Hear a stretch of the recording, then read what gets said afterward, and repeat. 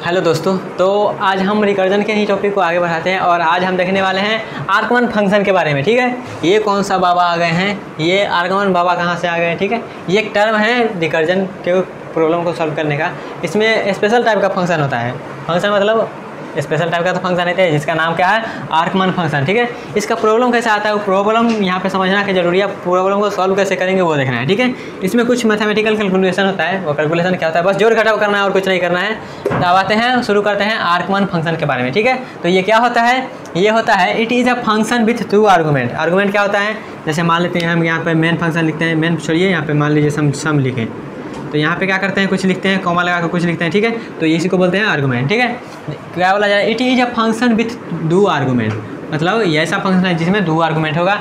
Each of the which can be assigned any non negative, मतलब इसमें non negative integer रहेगा। ठीक है, ये ऐसा इसमें पैरामीटर रहेगा, मतलब क्या ऐसा आर्गूमेंट रहेगा जिसमें नॉन निगेटिव नंबर रहेगा। ठीक है, तो यही बोला जाता है आर्गमन फंक्शन के बारे में। ठीक है, इसको सॉल्व कैसे करेंगे, देखिए इसमें कैसा क्वेश्चन आता है वो भी डिस्कस करते हैं। पहले ये देख लीजिए, आर्गमन फंक्शन अगर मान लेते हैं मेरा कुछ ऐसा टाइप का दिया हुआ है। ठीक है, आर्गमन फंक्शन मान लीजिए कुछ ऐसा टाइप का है, ऐसा टाइप का m, ए, हमको लिखा रहेगा क्या, a, m, n, क्या a, m, n ऐसा लिखा रहेगा। ठीक है, अभी मान लीजिए यहाँ पे दो आर्गूमेंट है, दो आर्गूमेंट है यहाँ पे, मान लेते हैं दो आर्गूमेंट है, ये तो हो सकता है ना। क्या आप सिर्फ बोला जाता है नॉन निगेटिव, नॉन निगेटिव मतलब जीरो हो सकता है, पॉजिटिव हो सकता है। ठीक है, तो अब इस पर क्या कंडीशन लगाएंगे, अगर मान लेते हैं मेरा m क्या है, m बराबर जीरो, मतलब ये पहला है मेरा आर्गूमेंट अगर जीरो होता है, पहला आर्गूमेंट मेरा अगर जीरो है तो हम क्या लिखेंगे, a को हम लिख देंगे a m, n है ना, तो इसको हम लिख देंगे क्या, n+1 लिख देंगे। ठीक है, ये एग्जाम्पल लेंगे तो बता देंगे, अभी इतना जान लीजिए, n+1 लिख देंगे। ठीक है, अगर n के m क्या है मेरा जीरो है तो m मेरा अगर जीरो है तो, अगर नहीं ऐसा नहीं है तो, अगर m मेरा नॉन जीरो बट n मेरा जीरो हो गया, n मेरा अगर जीरो हो गया तो क्या करेंगे, हम यहाँ इसको ऐसे लिखेंगे a m-1, ऐसे लिखेंगे। ठीक है, बस अभी देख लीजिए क्या रूल है। उसके बाद अगर मान लेते हैं ये भी नहीं है तो फिर से इफ़ m और n अगर दोनों मेरा क्या है, नॉन जीरो है, मतलब जीरो नहीं है, मतलब पॉजिटिव नंबर है, तो उसको हम कैसे लिखेंगे, उसको हम इस फॉर्म में लिख देंगे। ठीक है, तो ये मेरा रूल है। तो आते हैं एक एग्जांपल देखते हैं तो क्लियर हो जाएगा। ठीक है, आर्गमन फंक्शन का एक एग्जांपल देखने वाले हैं ये।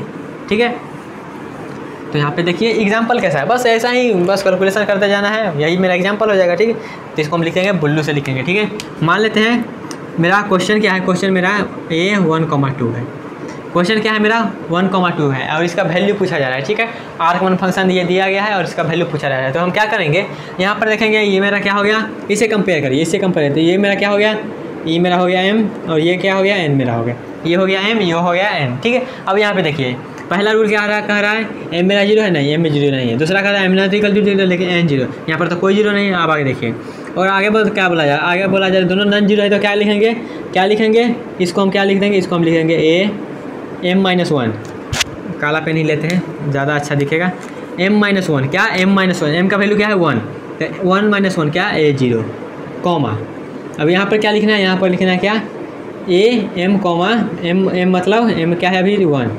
n-1 मतलब 1, यही लिखेंगे ना। बस हम यहाँ पे जो हमारा रूल बताया गया है, पॉइंट बताया गया है, वो पॉइंट को हम यहाँ पे फॉलो किए हैं। ठीक है, इसको इस फॉर्म में लिख सकते हैं। अब यहाँ पे देखिएगा, इसको जो सॉल्व करेंगे ये आया, तो इसको सॉल्व कर किया तो ये आया, तो यहाँ पे एक प्रॉब्लम आ गया है, और एक प्रॉब्लम क्या आ गया, हमको इसको वैल्यू मालूम नहीं है, इसका वैल्यू हमको मालूम नहीं, तो पहले इसका वैल्यू कैलकुलेट करेंगे।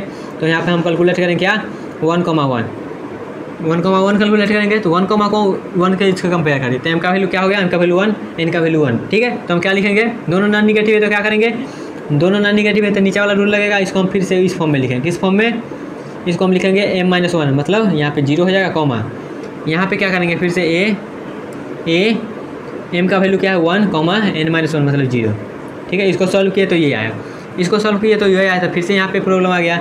यहाँ पे क्या प्रॉब्लम है, यहाँ पे प्रॉब्लम ये आया जो मेरा इसका वैल्यू मालूम नहीं है, तो इसका भी वैल्यू कैलकुलेट करते हैं। यहाँ पे देखिएगा क्या है, n का वैल्यू मेरा जीरो है, n का वैल्यू जीरो है तो कौन सा रूल लगेगा, n का वैल्यू जीरो है तो मेरा ये वाला रूल लगेगा। तो इसका वैल्यू क्या आ जाएगा, इसका वैल्यू मेरा आ जाएगा m-1, n अगर जीरो है तो m-1 मतलब जीरो। ठीक है, और यहाँ पे क्या हो जाएगा, यहाँ पे अगर 1 हो जाएगा, यहाँ पे 1 हो जाएगा। ठीक है, तो इसका भी वैल्यू मालूम नहीं है, तो इसका भी वैल्यू मालूम नहीं है, तो क्या करेंगे हम यहाँ पे, अब इसका वैल्यू कैलकुलेट करेंगे। इसका वैल्यू कैलकुलेट करेंगे तक यहाँ पे देखिएगा m का वैल्यू जीरो है, m का वैल्यू कहाँ जीरो है, यहाँ पे, तो हम क्या लिखेंगे, m अगर m का वैल्यू जीरो है अगर m का वैल्यू 0 है तो डायरेक्ट हम क्या लिखेंगे a, इतना को हम क्या लिख सकते हैं n+1। n+1 मतलब इसका वैल्यू आ गया मेरा, इसका वैल्यू 2 आया, यही लिखेंगे। इसका वैल्यू मेरा 2 आ गया, तो यहाँ पे देखिएगा इसका वैल्यू 2 आया तो क्या करेंगे यहाँ पे, इसका वैल्यू 2 आया मतलब इसका वैल्यू 2, इसका वैल्यू 2, तो अब यहाँ पे क्या करेंगे, यहाँ पे हम लिखेंगे क्या, अब यहाँ पे ब्लू मार्क कर लेना जरूरी हो गया। तो यहाँ पे हम क्या लिखेंगे, आप देखिएगा इसका वैल्यू 2 आ गया। अब यहाँ पे देखिएगा यहाँ पे a 0,1 0,1 यही होगा ना, 0,1, ठीक है। ओके गाइस, ये समझ में आया। यहाँ पे देखिएगा क्या लिखे, यहाँ पे क्या आ गया था मेरा 2 आ गया था वैल्यू, तो यहाँ पे क्या लिखेंगे, यहाँ पे लिखेंगे 2। कैसे, इसका वैल्यू क्या आया है, 10 का वैल्यू क्या आया है 2, तो ये इतना लिख दिए। इतना का वैल्यू मेरा आ गया क्या, इतना का वैल्यू मेरा आ गया, इसका 1,1 का वैल्यू हम इतना लिख सकते हैं, ठीक है। अब यहाँ पे देखिएगा m का वैल्यू क्या है, m का वैल्यू 0 है, तो कौन सा रूल लगेगा, n+1। तो यहाँ पे क्या हो जाएगा वैल्यू इसका वैल्यू हो जाएगा 3 आया। इतना का वैल्यू मेरा 3 आ चुका है, ठीक है। तो यहाँ पे क्या लिखेंगे, यहाँ पे अब इसका वैल्यू यहाँ पे 3 पुट कर रहे हैं, ठीक है। तो यहाँ पे इसका वैल्यू हम पुट करेंगे तो क्या हो जाएगा ये वाला 0,3, यही इतना का वैल्यू क्या आया है, इतना का वैल्यू मेरा 3 आया। अब यहाँ पे देखिएगा फिर m का वैल्यू मेरा क्या है, m का वैल्यू मेरा 0 है, तो क्या हो जाएगा वैल्यू, तो इसका वैल्यू क्या आ जाएगा, तो मेरा इसका वैल्यू क्या आ जाएगा, इसका वैल्यू मेरा आ जाएगा, इसका वैल्यू मतलब इसका वैल्यू यही आ रहा है, ये मतलब इसका वैल्यू ये जो कैलकुलेट करके आएगा होगा तो इसका वैल्यू आ जाएगा 4, क्योंकि n+1 मतलब 4, ठीक है। समझ में नहीं आया तो एक बार और रिपीट करते रहें। रिपीट क्या कर रहे हैं, देखिए क्या रिपीट कर रहे हैं, देखिएगा यहाँ पे क्या है।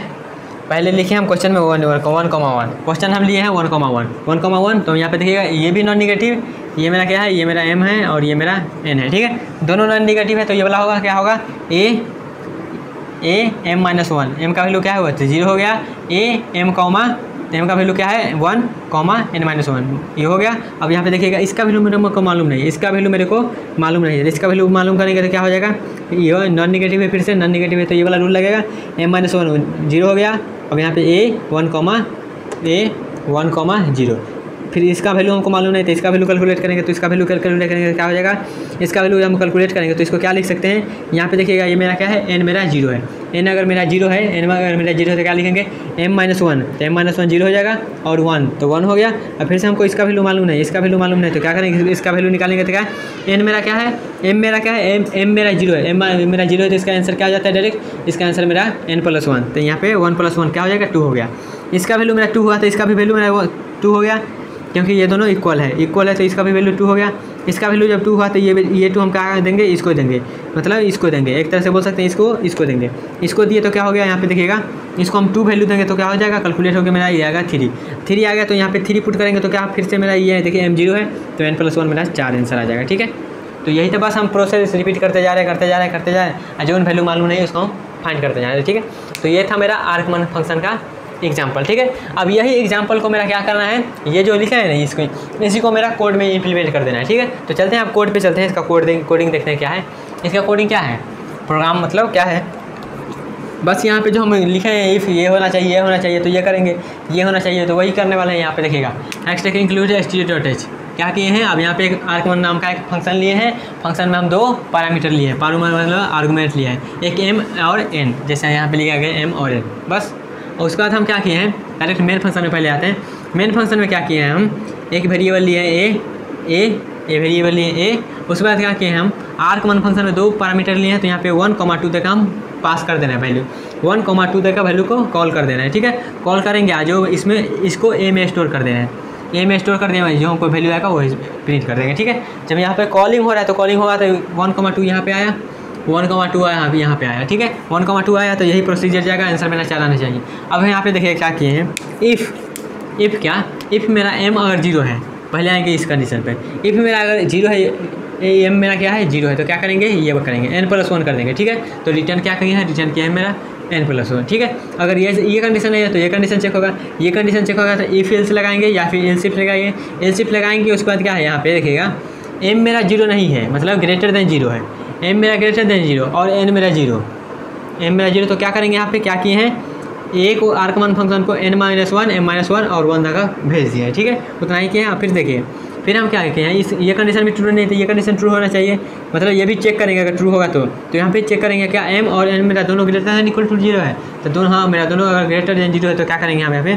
कॉल कर देंगे ए मतलब आर्गमन फंक्शन को m-1, अब यहाँ से फिर से ए है तो यहाँ पे आर्गमन m, n-1, ठीक है। तो ये था मेरा, बस ये याद है तो ये अपने आप बन जाएगा, ठीक है।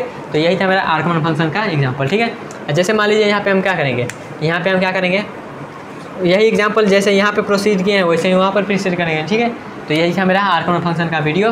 तो मिलते हैं नेक्स्ट वीडियो में, तब तक के लिए bye bye, take care and the best. यहाँ उम्मीद करते हैं समझ में आ गया होगा, ठीक है। इसको आप ट्री डायग्राम बनाकर भी देख सकते हैं, या फिर ये समझ में आया तो ये कर लीजिए, ठीक है। मिलते हैं नेक्स्ट वीडियो में।